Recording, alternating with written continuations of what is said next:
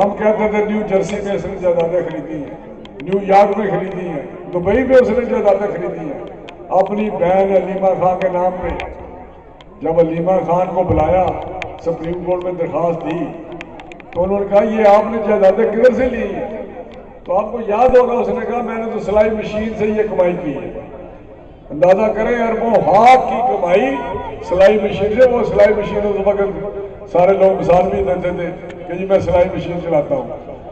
اس نے معیشت کس طرح ٹھیک کی کہ کٹے، بھینسیں، مرغی، انڈے، شہد کی مکھیاں میری لگائیں اور امیر ہو جائیں۔ یہ اس کی سوچ تھی اور جان بوجھ کے کر رہا تھا یہ سارے کام، اور 24 کروڑ عوام کو اندھیرے میں دھکیل دیا، پاکستان کو گہرائی میں پہنچا دیا، بحران میں شامل کر دیا۔ میاں نواز شریف صاحب جب بھی ان کا اقتدار ان کو ملا ہے ان کے خلاف سازشیں ہوئی، اس کے باوجود 90 میں ان کو اقتدار ملا، 2.5 سال پھر نکال دیا ان کو۔ 2.5 سال میں انہوں نے پاکستان کی معیشت بہترین کر دی، ریفارمز لائے، اصلاحات لائے۔ پہلی دفعہ پاکستان میں ایسی اصلاحات لائے کہ جس سے اکانومی بہتر ہو گئی۔ پھر 97 میں 97 میں حکومت ملی تو پاکستان کو ایٹمی قوت بنا دیا۔ 98 کا آپ کو یاد ہوگا، 98 میں ایٹمی دھماکے کیے تھے۔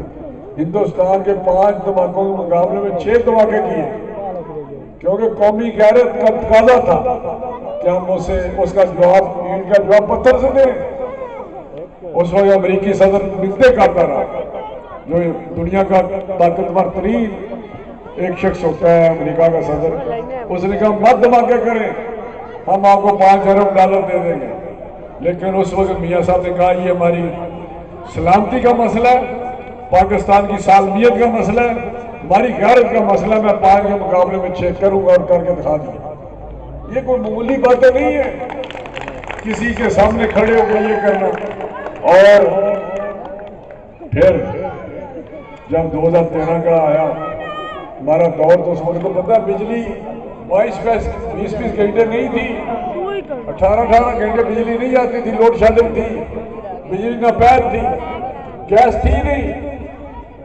میاں صاحب آئے، انہوں نے رات دن کر کے بجلی کے کارخانے لگا کے بجلی کی کمی پوری کر دی، لوڈ شیڈنگ ختم، زیرو کر دی، ختم کر دی، دہشت گردی ختم کر دی، سی پیک کا منصوبہ لائے اور پاکستان کو ایک خوشحال، مضبوط اور ترقی یافتہ بنا دیا۔ اس وقت مہنگائی بالکل زیرو تھی، اس وقت بجلی سستی تھی، بابر بجلی لے آئے، اس وقت گیس باہر سے انرجی لائے قطر سے، جو اس نے اپنے 5 سالہ دور میں ایک قطرہ نہیں خریدی، بالکل انہوں نے کوئی گیس خریدی ہے قطرہ بھی، بلکہ روک دیے سارے پروگرام ہیں۔ لوگوں کی زندگیوں میں بجائے سہولت دینے کے لیے صرف تباہی مچا دی۔ تو یہ ایک طرف ہم صدر جو تھا امریکی، اس کو ایٹمی دھماکہ کرنے میں جواب دیا، یہ امریکہ کے صدر کے پاس جا کے عمران خان کشمیر کو بیچ آیا، اور جب واپس آیا امریکہ سے تو ہندوستان کے مودی نے کشمیر کو ہندوستان میں شامل کر لیا، کیونکہ وہاں یہ طے کر کے آیا تھا ٹرمپ کے ساتھ۔ تو کوئی یہ کہانی نہیں ہے اس کی۔ آج جو بات کی ہے یہاں پہ کہ سڑکیں ہماری ٹوٹی ہوئی ہیں، یہاں گیس مکمل نہیں ہوئی، بھئی کیا وجہ ہے؟ پچھلے 5 سال کون تھا؟ عمران خان تھا اوپر 4 سال 5 سال نیچے پنجاب میں وہ تھا۔ ہم نے تو بہت کچھ کیا یہاں پہ، گولڈ محمود کا بہت کام کیا ہے، یہ نہیں کہ کچھ نہیں کیا اپنے دور میں۔ ہم تو اپوزیشن میں چلے گئے، اپوزیشن میں صرف اپوزیشن نہیں تھی بلکہ انتقامی کاروائیاں ایسی تھیں کہ وہ کہتا تھا میں نے دفن کر دیا ہے ان کو، مسلم نون کو اور ان کی قیادت کو۔ آپ کو پتہ جو پھر ہوا انتقامی کاروائیاں کس طرح ہوئی۔ میاں شباز صاحب جیل جا رہے تھے، مریم بی بی، میاں نواز شریف صاحب جیل میں تھے، حمزہ جیل میں تھا، کوئی بتائیں جتنی قیادت سب جیلوں میں جا رہی تھی، اور آپ دیکھ لیں۔ اور یہی تھا کہ میں نے ان کی سیاست بھی ختم کرنی ہے، اور میں نے 10-20 سال پاکستان کے حکومت میں فاشسٹ اس کا تکبر، غرور اور فاشسٹ جو اس کا ایٹیٹیوڈ تھا، ڈکٹیٹر، کہ میں نے کوئی چیز نہیں چھوڑنی، میں نے فوج کو بھی فتح کرنا ہے، میں نے ان کو بھی فتح کرنا ہے، اور پاکستان اور پاکستانی عوام کے لیے کچھ نہیں کرنا تو میں نے ان اداروں کو تباہ کرنا ہے، میں نے قبضہ کرنا ہے یہاں پہ. اور اسی جگہ پہ چلتے چلتے اس نے 9 مئی بھی کر دی. 9 مئی کا واقعہ وہ پتہ ہی ہے جو ہوا ہے، وہ بھی آپ کے سامنے ہے کہ افواج نے پاکستان میں چڑھائی کر دی، ان کی تنصیبات، ان کے عمارتیں، ان کے دفاتر جہاز توڑ دیے، آگ لگا دی، شہداء کے مجسمے توڑ دیے. سب آپ کو پتہ ہے، یہ تاریخ کا حصہ بن چکا ہے. اور وہ تاریخ جو سیاہ ترین تاریخ ہے، سیاہ ترین دور تھا، اس نے تو فوج پاکستان میں بغاوت کرنے کی کوشش کی. وہ فوج جو پاکستانی محبت اور سالمیت کی ضامن ہے، یہ شخص نے پاکستان کی تہذیب خراب کر دی، بد اخلاقی، بدتمیزی، ہمارے بچوں کو خراب کیا. ریاست مدینہ کا نام لے کے غیر شرعی کام ہوتے رہے، وہ بھی آپ کے سامنے ہے. ریاست مدینہ کے نام کو بدنام کرنے کی کوشش کی. تو یہ بندہ ناقابل معافی ہے، اور وہ اللہ کی گرفت میں آ چکا ہے، قانون کی گرفت میں بھی ہے. اور یہ کہتے ہیں نا کہ مکافات عمل، اس میں قابو آیا ہوا ہے، اور اس کی سیاست دفن ہو چکی ہے، ختم ہو چکی ہے. کسی پاکستانی دشمن کو یہاں سیاست کرنے کا کوئی حق نہیں. اور 8 فروری کو یہ ہمارے عوام 8 فروری کو پاکستانی قوم 8 فروری کو انشاءاللہ تعالیٰ اس کی سیاست دفن کر دے. انشاءاللہ کوئی نہیں اس کی سیاست. یہاں کی بات ہوئی، میں جو کر سکا کیا 18 سے پہلے. میں نے گیس منظور کرائی، یہاں گیس کی بات ہوئی ہے 17 میں، اور ادھر جب 18 میں ان کی حکومت آ گئی، ہم اپوزیشن میں چلے گئے، وہ منصوبہ اس نے روک دیا.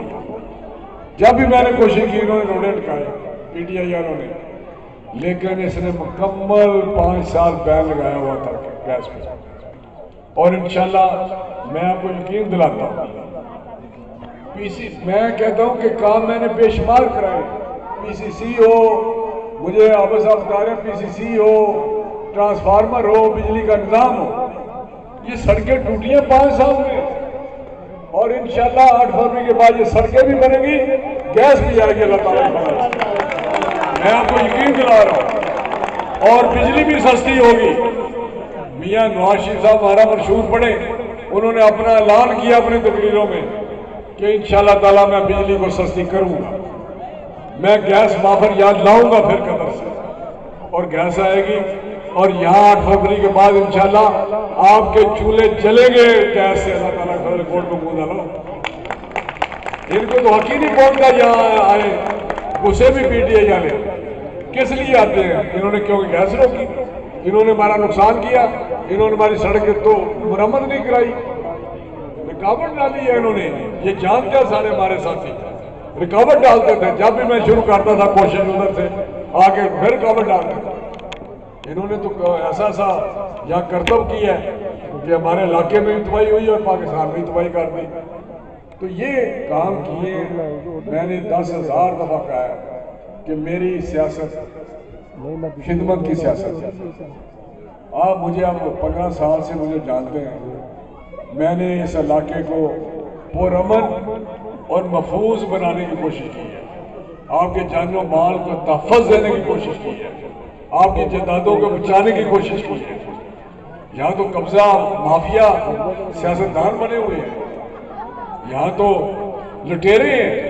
یہ سیاستدان جو آج کل الیکشن لڑ رہے ہیں یا سپورٹ کر رہے ہیں، ان کا آپ کردار دیکھیں.